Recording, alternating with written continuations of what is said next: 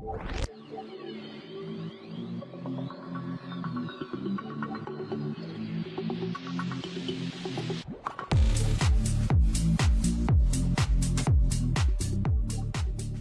previous video we have made this geometry with the swirler, and the location we have chosen is 191 millimeter from the bottom side, and that is with reference to the back side of this hub part. Okay, now we have the option that you can create the boundary conditions here, or you can create the boundary conditions inside the ANSYS meshing. So I would prefer that I should be creating this boundary condition over here. So I will hide this surface. So right click on this face, first select the face, and then right click here and click on the face and hide face. And I'm going to first I will make the group for this hub part. So select these three surfaces and create name selection, and this is my hub part. Okay, after doing this thing, I'm going to create the four parts out of these blades. So I would name them as leading edges, trailing edge, suction side, and pressure side. So I'm just hiding these faces, so they should not interfere while selecting these parts on the swirler geometry. Okay, so select all these parts and make them as opaque, and you can choose the random colors for the faces. Okay, so as you can see that this hub is now created, so I can just hide it, and I'm going to select these first these leading edges, and after going through these I'm going to select the trailing edge, and then subsequently the suction side and the pressure side.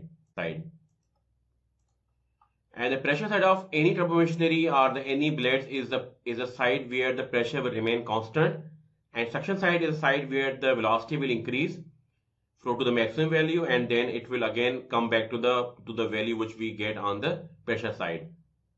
So we have selected these all 8 faces on the leading edges for all 8 blades, and these are leading edges. So I will now select the faces on the pressure side. This is the pressure side, and again this is going to be my another boundary condition, pressure side, and I will simply hide these bodies also, or these name selections, so that this will help me in selecting the remaining boundary conditions on the model. So now we have the suction side,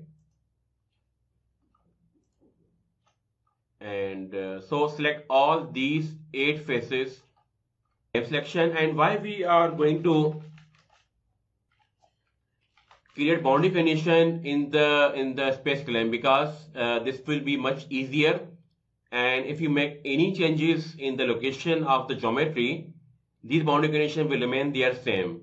But if you create these name selection or boundary condition inside the ANSYS meshing, and with every change in the geometry, you have to create them again. So if you create them in the space claim, they will be there forever, and there will no change on name selections in the subsequent parts. But if you change them in the ANSYS meshing, and if you make the change in the geometry, you have to create them again. So now we have the pressure side, suction side, and the remaining parts are basically these trailing edges. And trailing edge is also of the same shape as the leading edge, of the same radius.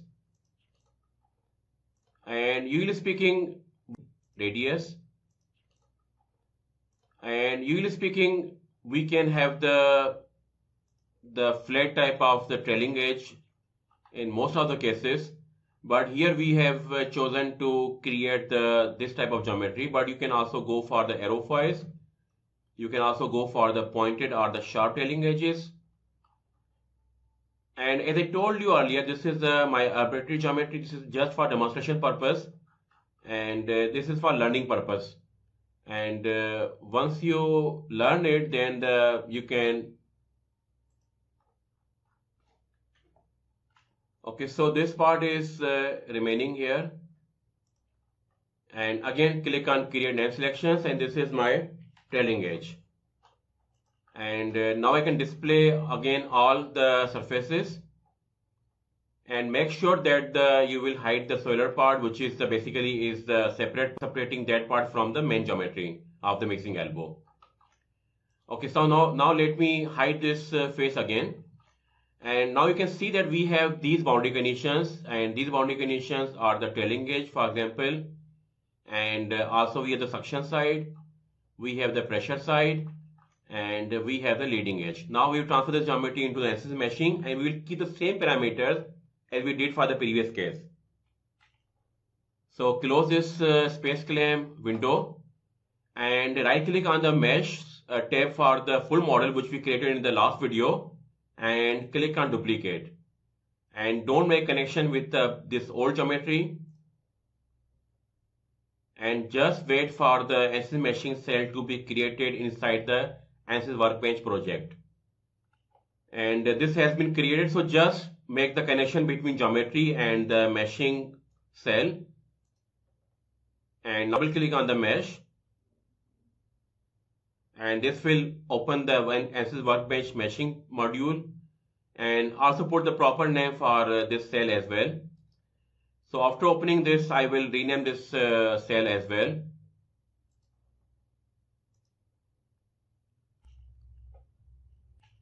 Okay, so right click on the meshing cell and put the name as swirler, so that we can have the proper name when we analyze these results inside the CFD post. Okay, again open the ANSYS meshing, and now you can see that we have these name selections: trailing edge, the suction side, pressure side, and we don't have the wall large, so I think we should create either here or maybe inside space clamp. So I would prefer right now, because I have already opened this geometry, so I would be preferring this to be created inside here, although the best method is that you should create them inside the space clamp, because they will organize the project more precisely. And rename and put the name as wall large, same as we have the wall small. Okay, so first of all I will try to use my old command inside the mesh. So I would choose this whole geometry with the page confirming method, and the inflation is to be applied on this geometry, and the boundaries are these four boundaries, which are the small pipe and the large pipe. And this is my main geometry. This is basically the body, whole body, and this is selection made on these four surfaces, small pipe and the large pipe. And the body sizing would be again on the body, and I will keep the same size as we have in the full model in the previous video. And for the face sizing, which I applied basically on this surface, so also I will keep the same thing. So on the small pipe and the inlet small, so I will keep the same thing here. And now again, first try to create the mesh and see that what is happening with the mesh here. And we have the new boundary conditions, which are this swirler geometry.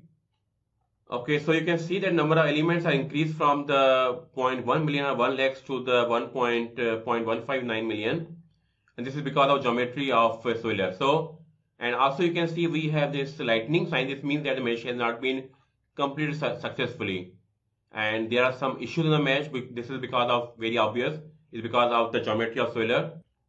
Okay, so I will go to this wall small, and I will simply hide this boundary and hide this part which is the wall large. And if needed, you can also hide inlet small. Okay, so now we need to define although there was no need to hide them, because we are going to define the face sizing with the help of the name section. So either you can put the right click here and put the face sizing, or you can go to the sizing here, and in the name section choose by default we the face selection.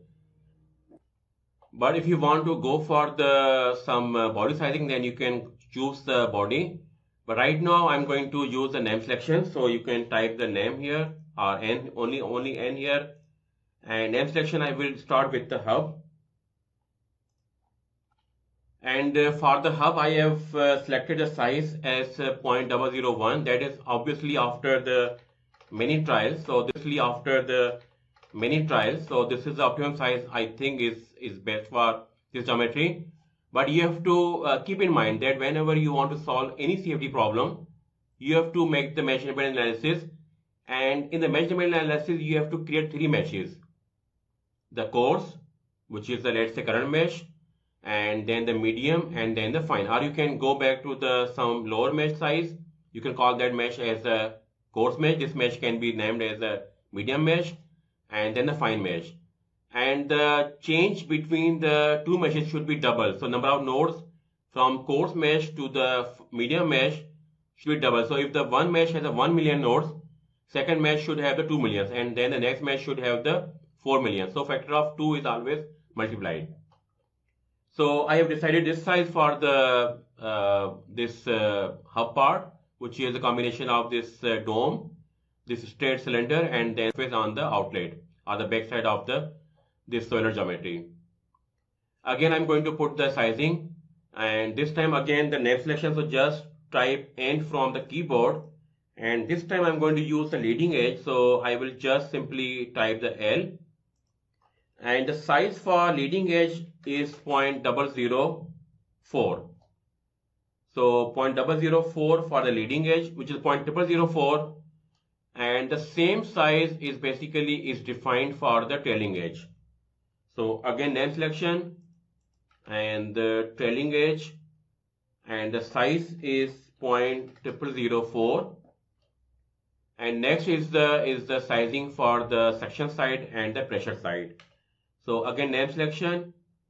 First, let's say pressure side, and the size here I'm going to choose is 0.008. 0.008, so which is double than the size of the size is for the, now we have done with the pressure side. So again, name selection and suction side, and size is again is a 0.008. Okay, so I will revisit these sizing, and I would put the curvature and proximity yes.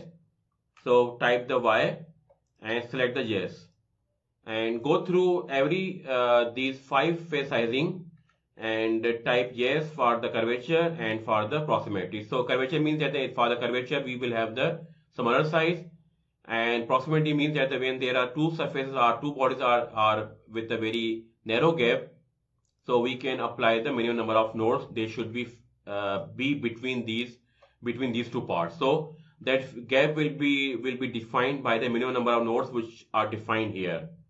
And right now default is 3. You can increase them to the, let's say, 5, 7, 8, 10. To the, let's say, 5, 7, 8, 10. And again for the, so for the every face sizing you have to put the this curvature and the proximity size function. And last thing is basically is the inflation. So from here, if we locate for the inflation means the boundary layer, which is the number of layers we put on the some surface to resolve the boundary layer. And this time this is my selection. But for the boundaries, so either you can go with the name selection. In that case, you have to choose the leading edge, trailing edge, pressure side, suction side, and the hub side.